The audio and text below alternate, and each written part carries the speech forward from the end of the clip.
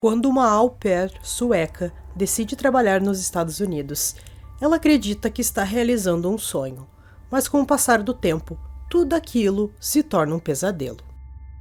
Fala pessoal, Carol na área, trazendo mais um vídeo aqui no canal. Antes da gente começar o caso de hoje, peço para vocês deixarem o like nesse vídeo, se inscreverem se ainda não forem inscritos. Todas as semanas eu trago esse tipo de conteúdo aqui para vocês, sobre casos criminais resolvidos e que ainda são um mistério. Então se inscreve, não esquece também de ativar o sininho de notificações, isso é muito importante. E bora pro vídeo.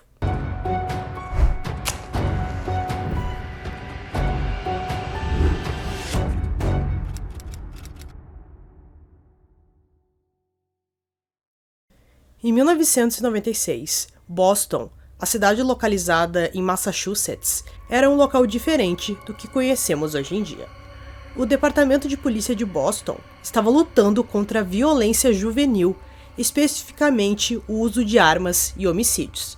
O grupo de trabalho de projetos Armas de Boston começou a se unir em janeiro de 95, mas a Operação Cessar Fogo só foi implementada um ano depois, em janeiro de 96. Ainda houve ataques pela cidade, mas agora as ruas estavam mais seguras e o número de homicídios tinha diminuído. Mas um crime tão grave aconteceu na cidade que ficou marcado até os dias de hoje. A jovem Carina Holmer, que morava em Killingaryd, a cerca de 240 quilômetros de Estocolmo, na Suécia, estava com 20 anos e tinha acabado de ganhar $1.500 depois de tirar o bilhete premiado em uma loteria. Ela estava muito animada para isso e seria algo totalmente diferente para ela. Ela nunca tinha saído de sua cidade natal, ela só participava do grupo de escoteiras por lá, então era algo totalmente novo.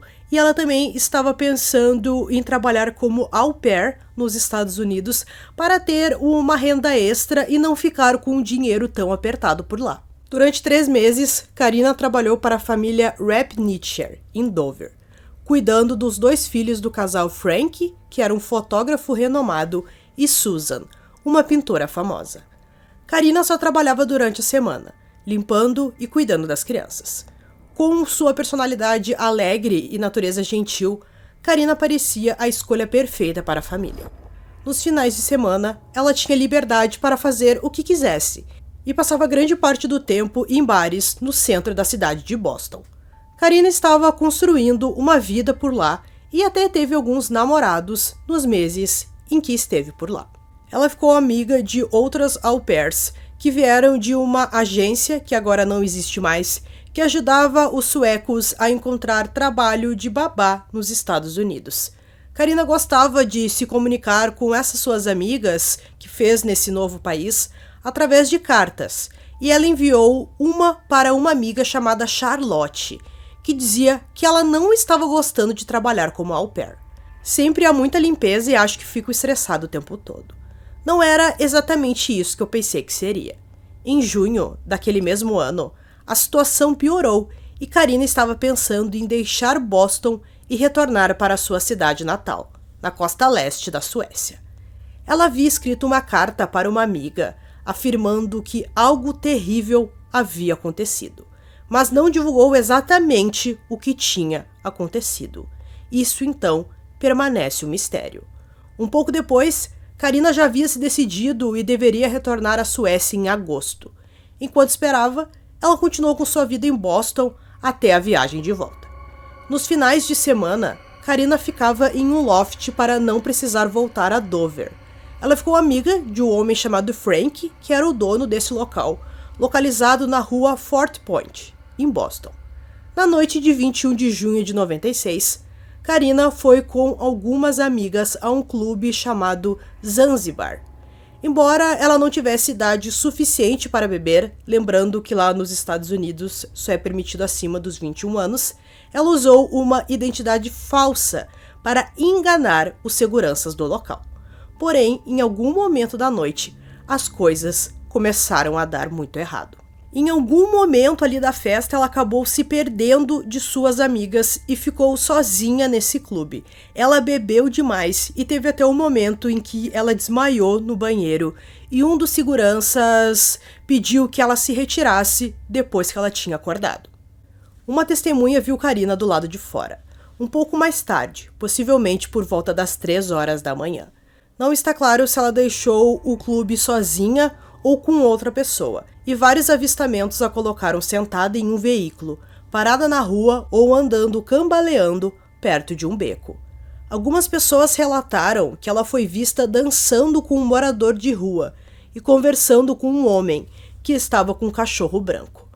Outra testemunha viu Karina conversando com um grupo de homens em um carro prateado, que tentavam fazer com que ela fosse para uma festa com eles, mas não está claro se ela realmente entrou no carro com eles.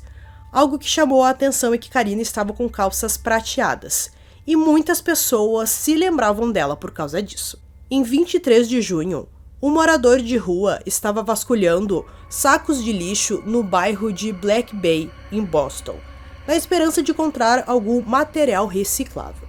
Para sua surpresa, o que ele encontrou foi o corpo parcial de uma mulher escondido em uma lixeira. Mais tarde foi confirmado que os restos mortais eram de Karina Homer. O que mais chamou a atenção dos policiais que investigaram o caso é que somente a parte superior do seu corpo foi encontrada. Eles não faziam ideia de onde estava o resto do corpo da jovem. O Departamento de Polícia de Boston rapidamente começou a investigar e deduziram que o assassinato poderia ser obra de alguém que já havia feito isso antes ou tinha alguma experiência, pois o corpo foi muito bem cortado. Ela foi estrangulada até a morte, foi limpa e removida a maquiagem. A polícia determinou que ela não foi morta no local onde ela foi encontrada, pois havia uma clara falta de sangue. Eles também não sabiam exatamente quem era a mulher, devido que ela estava com uma identidade falsa, então isso dificultou um pouco ali para ela ser identificada. O casal para quem ela trabalhava ligou para a polícia quando souberam que um corpo havia sido encontrado e eles confirmaram que era ela. A polícia sugeriu que o assassino poderia estar tentando encobrir um crime sexual e por isso que a parte inferior do seu corpo não foi encontrada. Nenhuma evidência foi recuperada além de uma impressão digital parcial em uma das bolsas pretas que estava perto de seu corpo. Mas a impressão não correspondia a nada no sistema. Com a falta de pistas, as primeiras pessoas que os policiais entrevistaram foi o casal para qual ela trabalhava. O temperamento de Frank e Susan em relação à polícia era hostil. Apesar de terem chamado a polícia ao saberem que um corpo havia sido encontrado, não quiseram falar mais com eles sobre isso. Karina só deveria voltar ao trabalho no dia seguinte. Então as suspeitas de que o corpo encontrado pudesse ser de sua babá eram bem estranhas. Houve alguns boatos de que Karina tinha uma relação com Frank, mas ele disse que foi considerado inocente pelos detetives. Definitivamente não sou um suspeito, disse ele em uma entrevista. Minha família está completamente arrasada. Outra au pair, que também era sueca e que estava com Karina na boate, foi entrevistada. Ela disse que achava que Karina estava saindo com um homem para uma festa. A próxima vez que a vi foi para ajudar a identificar o seu corpo, acrescentou ela. O morador de rua com quem Karina dançou foi localizado na área depois que ela saiu e foi descartado como suspeito. Logisticamente, teria sido difícil para ele assassiná-la e descartar o seu corpo em um segundo local. Outra coisa que a polícia ficou sabendo foi sobre a carta que ela mandou para uma amiga dizendo que algo terrível havia acontecido. A polícia fez de tudo para entender o que tinha acontecido com ela, o que seria essa coisa tão terrível, porque talvez isso fosse a chave para resolver o seu crime. Mas eles não conseguiram nada. Apesar de fazer uma grande investigação, eles não descobriram nada sobre isso. E a gente fica pensando, bom, o que será que aconteceu com a Karina que ela disse que era tão grave? Será que ela estava sendo perseguida? Será que aconteceu alguma coisa para aquela família que ela trabalhava, alguma coisa na casa? Talvez o Frank tivesse feito algo. É bem difícil, então a gente só ficou com teorias do que pode ter acontecido. O homem com o cachorro branco acabou sendo localizado. Seu nome era Heb Winten. Ele morava a 30 minutos do centro de Boston. A polícia suspeitava de seus movimentos, mas ele tinha um álibi. A polícia o deteve no caminho para casa por excesso de velocidade e ele tinha uma multa para provar isso. Ele tirou a própria vida apenas um ano depois, mas foi descartado como suspeito. Outro suspeito foi o assassino Eugene McCollum, que tirou a vida de uma mulher e um homem, no ano 2000. A polícia o ligou ao assassinato de Karina por um longo tempo. Mas depois que ele foi capturado e condenado pelos 2 crimes, os detetives disseram que ele não tinha nenhuma ligação com o caso da jovem sueca. Até o FBI foi chamado para criar um perfil do assassino, mas isso foi muito difícil. Não havia cena do crime, nem imagens de câmeras de segurança, apenas algumas testemunhas para contar a história. Havia pouco para eles continuarem.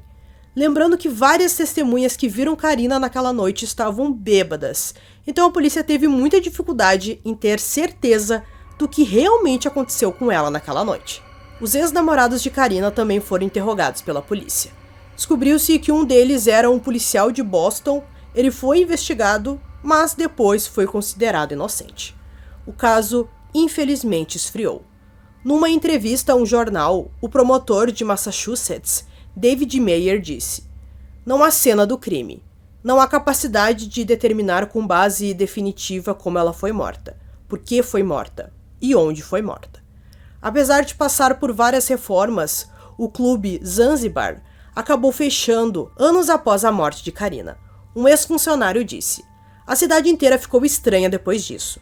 Todo mundo verificava muito mais as identidades e ninguém mais saía. Algo assim estava dando avisos de que iria acontecer." Uma pista final foi fornecida por um homem que disse ter visto Karina sentada em um carro com 2 homens pouco antes do crime. Ele disse que até tentou conversar com ela porque ele acreditou que alguma coisa ruim pudesse acontecer. Provavelmente ela tinha acabado de conhecer aqueles homens, mas ele foi ameaçado e acabou deixando o local. Antes da gente concluir o caso, se liga nesse recado. Eu tenho uma dica aqui para vocês de um aplicativo que eu tenho certeza que vocês vão amar, assim como eu amei. Então, se você gosta de passar o seu tempo livre assistindo um filme de terror, um filme de suspense, um filme de investigação, bem parecido com o que eu trago aqui para vocês, eu tenho um aplicativo para indicar que vocês vão gostar. Eu tô falando do UniTV. Você tem acesso a mais de 280 mil tipos de conteúdo, sendo filmes, séries e até animes. Se liga que tem até filmes que ainda estão no cinema. Mas não é só isso. O UniTV também disponibiliza 500 canais ao vivo para você não perder nada. Tem canais de notícias, filmes e de futebol para você nunca mais perder o jogo do seu time. Para melhorar ainda mais, esse aplicativo aqui está disponível para celular, para PC, para TV Box e ainda, a melhor parte, não tem nenhum anúncio. E o serviço dele é muito bom. Então não vai ter aquele negócio chato de ficar travando quando você estiver assistindo um filme, uma série, enfim. O negócio é muito bom mesmo. Então não perde seu tempo, já baixa o aplicativo. O link está aqui na descrição e também no comentário. Em 2021, a polícia de Boston disse que eles ainda estão determinados a resolver o crime. À medida que se aproxima o aniversário de sua trágica morte, os investigadores designados para a unidade de homicídios não resolvidos estão buscando a ajuda do público para resolver esse crime hediondo, escreveu o Departamento de Polícia de Boston. Qualquer informação, por menor que seja ou aparentemente insignificante, poderá fazer uma tremenda diferença nessa investigação. Para o promotor David, o caso de Karina é algo que nunca o abandonará. Ele descreve ter passado por onde o corpo de Karina foi encontrado e pensar nela todas as noites. Para David, o caso de Karina é ainda mais assustador agora do que era há 20 anos.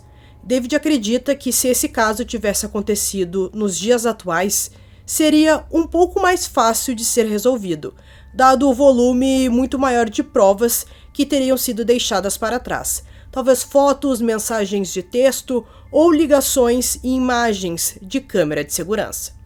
O jornalista policial Billy Jensen publicou um artigo comparando a trágica morte de Karina Homer com a de Elizabeth Short, também conhecida como a Dália Negra. O crime ocorreu em 1947 em Los Angeles, mas a cidade natal dela era Boston.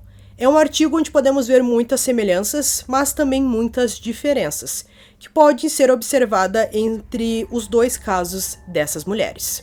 Então, pessoal, concluindo esse caso, o que mais chama a atenção é que ela escreveu para uma amiga que algo terrível tinha acontecido. A gente fica pensando, bom, o que aconteceu? Será que aconteceu algum abuso? Como eu tinha dito antes, será que ela estava sendo perseguida? Ou tem alguma coisa a ver no local em que ela trabalhava? Enfim, é um caso muito difícil, mas a gente espera que a polícia encontre alguma coisa importante e que esse caso, por fim, seja resolvido. Então eu espero que vocês tenham gostado desse vídeo. Esse foi mais um vídeo aqui no canal Durmam Bem. E até o próximo.